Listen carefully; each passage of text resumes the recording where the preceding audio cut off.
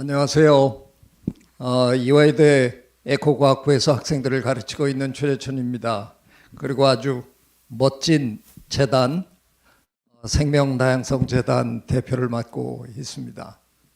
여러분 많이 힘드시죠? 제가 첫 슬라이드에 이렇게 코로나 바이러스의 모습을 올려놨는데 저렇게 예쁜 친구가 어떻게 우리를 이렇게 괴롭히는지 참 생각할수록 어처구니 없는 일입니다. 저는 오늘 우리가 굉장한 비용을 지불하면서 지금 겪고 있는 이 경험이 어떤 의미인지, 그리고 또 우리에게는 앞으로 어떤 삶을 또 강요할 건지, 뭐 그런 얘기를 조금 여러분과 함께 나눠보도록 하겠습니다. 이번 세계에 들어와서 우리나라가 겪은 바이러스 유행병이 대표적으로 우리가 사르스 겪었고요, 메르스 겪었고 이번에 코로나19를 겪고 있습니다. 전부 다 박쥐에서부터 출발했다고 그래요.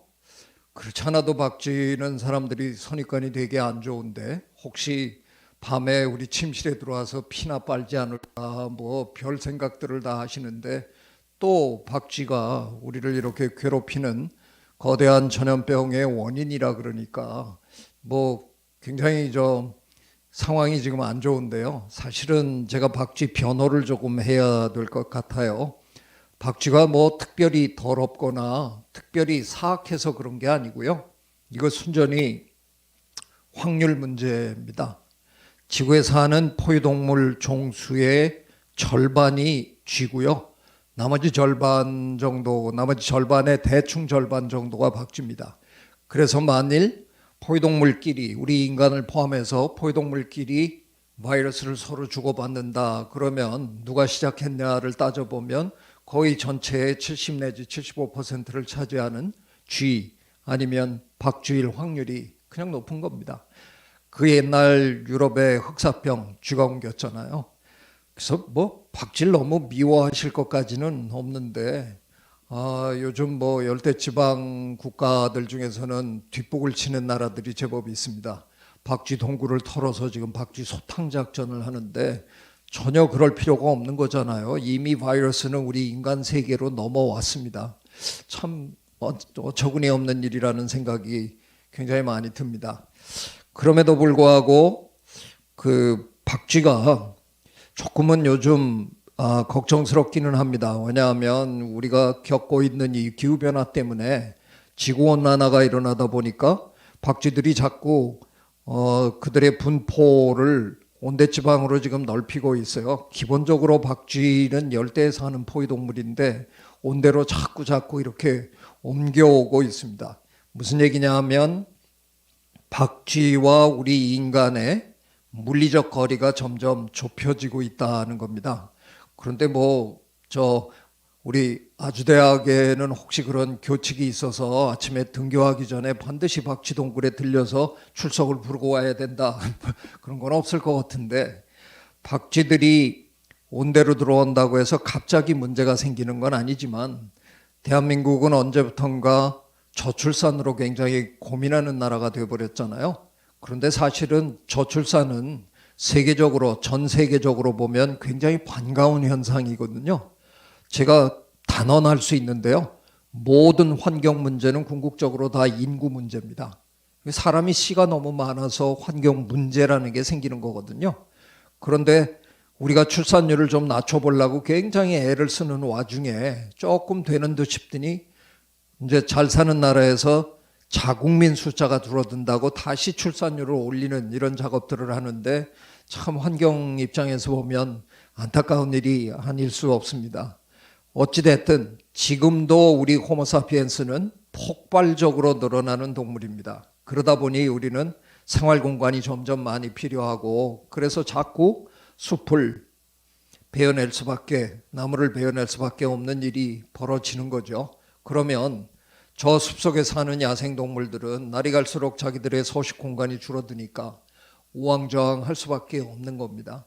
그들이 박쥐로부터 받은 바이러스를 자꾸 우리랑 만나는 기회가 많아지다 보니까 자꾸 우리에게 건네주는 일이 벌어지는 거죠.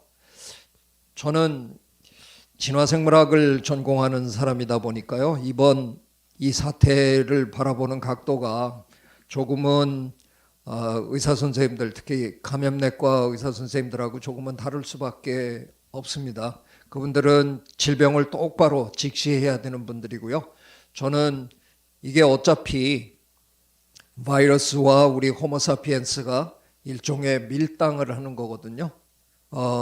우리 학문적인 학술적인 얘기로 하면 공진화를 하는 겁니다. 서로가 서로에게 적응하면서 진화하는 건데, 바이러스의 입장에서 한번 이 사태를 본다 그러면 바이러스의 역사에 이런 기가 막힌 호황은 없는 겁니다.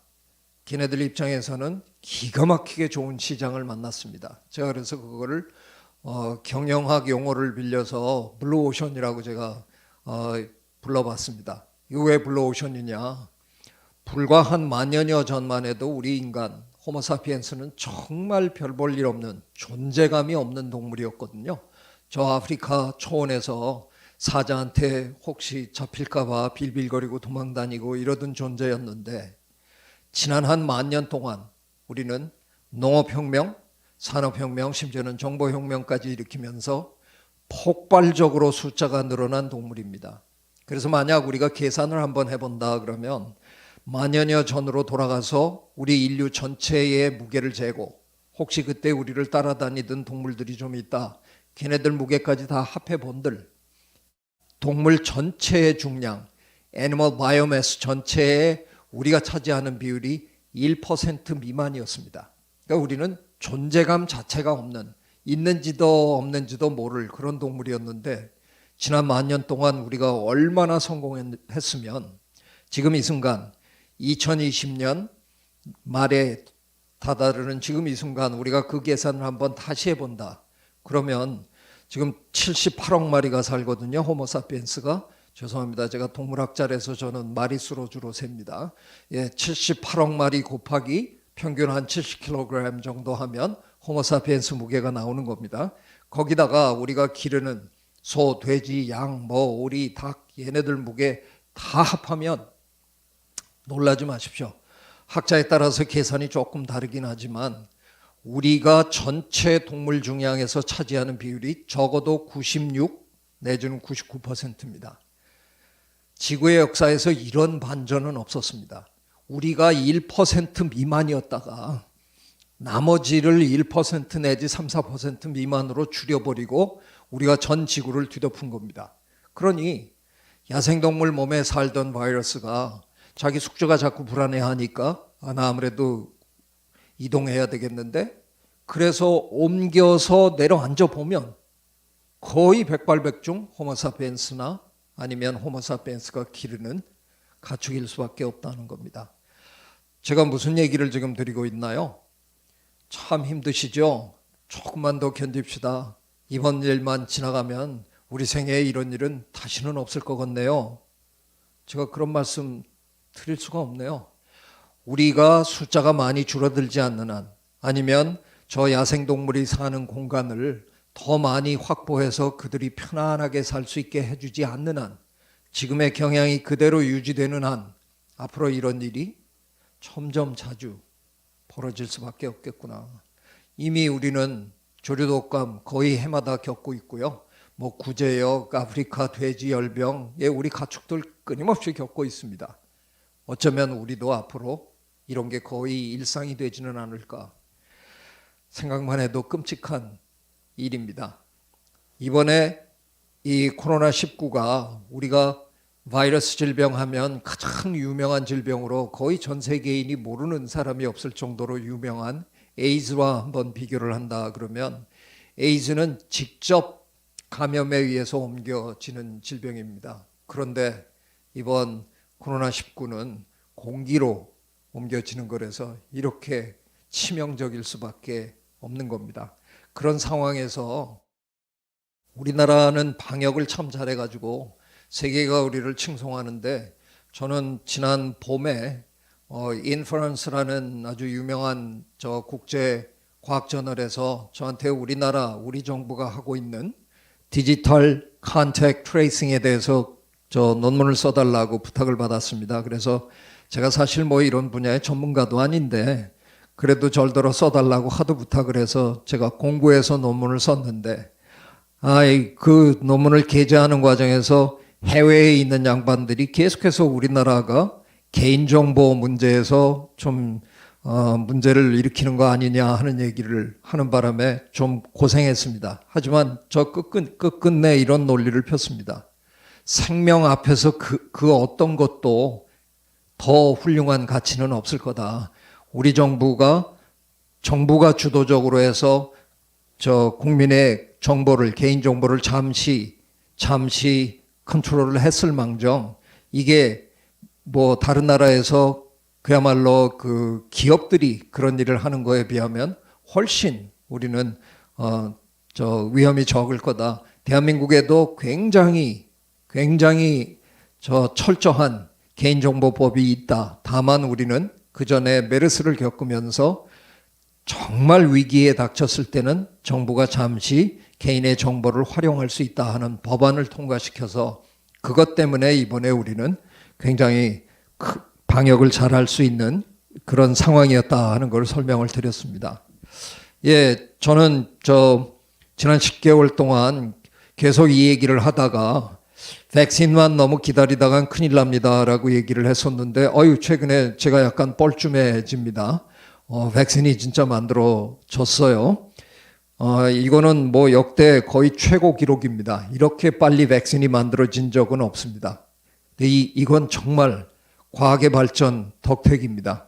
그야말로 최근에 노벨 화학상을 받으신 분들의 이론이 그대로 적용이 됐고요. 그동안 우리가 만들던 백신은 그야말로 그 옛날 제너가 우두에 걸렸던 사람의 손등에서 고름을 짜가지고 그걸 주사했던 거기서부터 출발한 백신이잖아요. 바이러스를 약하게 만들거나 죽이거나 해서 그걸 건강한 사람의 몸에 주입하면 병을 조금 알아보면서 면역이 생기는. 근데 이번에 우리가 만든 백신은 메신저 RNA 백신입니다. 그래서 구태엽 질병을 앓을 필요도 없고요. 그 메신저 RNA가 유전 정보를 갖고 들어가서 우리 몸에게 나랑 비슷한 놈이 들어올지 모르는데 미리 항체를 만들어라. 굉장히 최첨단 백신을 우리가 만들어낸 겁니다. 그러다 보니까 짧은 기간에 굉장히 효율도 좋은 90%를 능가하는, 제가 최근에 그런 글을 썼는데 too good to be true, 영어로 얘기하면 믿어지지 않을 정도로 좋은 그런 백신이 지금 만들어지고 있습니다. 정말 고맙습니다.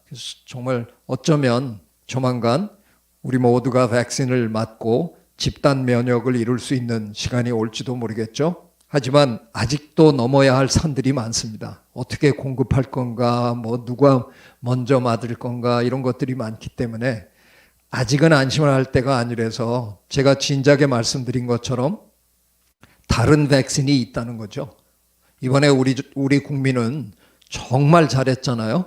손도 잘 씻으시고 마스크 잘 쓰고 거리 두기도 잘하고, 그래서 지금 전 세계에서 가장 안전한 나라 중에 하나가 된 겁니다. 이게 바로 제가 얘기하는 행동 백신입니다. 우리 5천만 국민이 거의 다 참여했기 때문에 백신이라고 얘기할 수 있는 겁니다. 백신은 모두가 함께 참여해야 효율이 있는 겁니다. 서양 사람들은 이번에 도대체 뭐가 잘못 뒤집어 씌웠는지 백신을 엉뚱하게, 제가 저기 좀 유치한 사진을 하나 올려놨는데요. 저런 엉뚱한 데다가 마스크를 쓰고 돌아다니면서 시위를 하는, 이게 말도 안 되는 일을 합니다. 지난 3월에 영국의 유명한 의학 저널 랜셋에 나온 논문을 보면 서양 사람들이 이미 다 인정하는 거거든요. 마스크는 서양이 발명한 겁니다. 동양이 만들어낸 게 아닙니다. 그리고 1918년 스페인 독감 때 사진까지 다 있습니다. 유럽 사람들, 미국 사람들 길거리에서도 마스크 쓰고 다녔습니다. 원래 마스크 잘 쓰던 사람들이에요. 근데 이번에 뭐가 잘못됐는지 정보가 잘못 전달이 돼서 마스크를 저렇게 거부하면서 동양 사람들에게는 너희는 원래 순종적이라서 마스크를 정부가 쓰라면 잘 쓰는구나. 우리는 개인주의라서 안 쓴다. 정말 이해할 수 없는 너무나 어리석은 짓들을 서양이 지금 하고 있습니다. 행동 백신보다 더 좋은 백신이 생태 백신입니다. 자연을 존중했더라면, 자연을 있는 그대로 보존하고 우리는 우리대로 삶을 살았더라면 이런 일이 애당초 없는 겁니다. 제가 지금까지는 앞으로 이런 일이 자주 벌어질 것 같아요. 뭐 이런 식의 평생 마스크 못 벗을 것 같아요. 뭐 이런 기분으로 얘기를 드렸습니다만 희망을 제가 말씀드리려고 합니다. 자연과 우리의 관계를 재정립하면 앞으로 이런 일은 원천적으로 안 벌어집니다. 이 얘기는 제가 인류 사회에서 최초로 얘기한 사람이 아닙니다. 여러분이 그동안 귀가 따갑도록 들은 얘기입니다. 자연을 보호합시다. 예, 자연 보호라는 말을 제가 생태 백신이란 말로 바꾼 것뿐입니다. 제가 백신이라고 얘기하는 순간 조금 전에도 제가 얘기 드렸습니다. 모두 참여하셔야 된다는 겁니다. 저 혼자서 자연 보호합시다 하고 목이 터져라 떠들고 여러분들은 따르지 않고 그러면 앞으로 이런 일이 자주 벌어질 거지만 여러분 모두 이제부터는 자연을 존중하면서 살아가면 새로운 자연을 대하는 새로운 태도, 새로운 철학을 가지시면 이런 일이 그냥 원천적으로 일어나지 않는다는 겁니다. 이번에 저희 부친은 90대신데 지난 2월부터 오늘 이 순간까지 현관문 밖을 한 번도 안 나가셨습니다. 바이러스가 떠돌아다닌다고. 굉장히 걱정이 많으신 거예요. 여러분도 다 걱정 많으시죠? 차라리 무슨 큰 동물이 쳐들어온다, 괴물이 온다 그러고 우리 뭐 맞짱이라도 한번 떠보겠는데 이건 뭐 눈에 보이지도 않는 놈이라서 마스크 쓰고 있으면 진짜로 안전한지 뭐 별의별 걱정이 다 드시잖아요. 그럼에도 불구하고 제가 이런 엉뚱한 얘기를 드리면 어떻게 생각하실지 모르겠습니다. 바이러스는 절대로 우리 인류를 멸종시키지 못합니다. 아무리 악랄해도 왠지 아십니까? 우리나라는 이번에 방역을 참 잘해서 우리가 이렇게 안전하게 지내고 있지만 방역 손 놔버려도 대충 한 2, 3년이면 끝납니다. 충분히 많이 죽이고 나면 끝납니다. 무슨 얘기인 줄 아세요? 그 유럽의 패스트도 유럽 인구의 3분의 1밖에 못 죽였습니다. 3분의 1이면 어마어마한 숫자긴 합니다만 나머지 3분의 1은 못 죽였어요. 왜? 옮겨가지 못해서 못 죽이는 겁니다. 바이러스는 엄밀한 의미에서 생물이 아니기 때문에 의지를 가지고 목표지향적으로 움직이는 게 아닙니다. 나 기어코 저 친구 마음에 안 드는데 감염시키고야 말겠다. 그래서 제 몸에서 빠져나와서 직진해서 감염시키는 게 아니잖아요. 수동적으로 가는 겁니다. 그래서 우리가 마스크 잘 쓰고 거리만 2m 이상 두면 안전합니다라고 얘기하는 거잖아요. 바이러스는 그래서 우리를 다 죽일 수는 없습니다. 하지만 아마도 이번 이 코로나19의 원인 중에 하나인 기후변화는 다릅니다. 우리 마지막 한 사람까지 악착같이 찾아내서 깡그리 죽일 수 있는 아주 무서운 재앙입니다. 기후변화는 바이러스 팬데믹 정도와는 비교가 안 되는 어마어마한 재앙을 우리에게 안길 수 있습니다.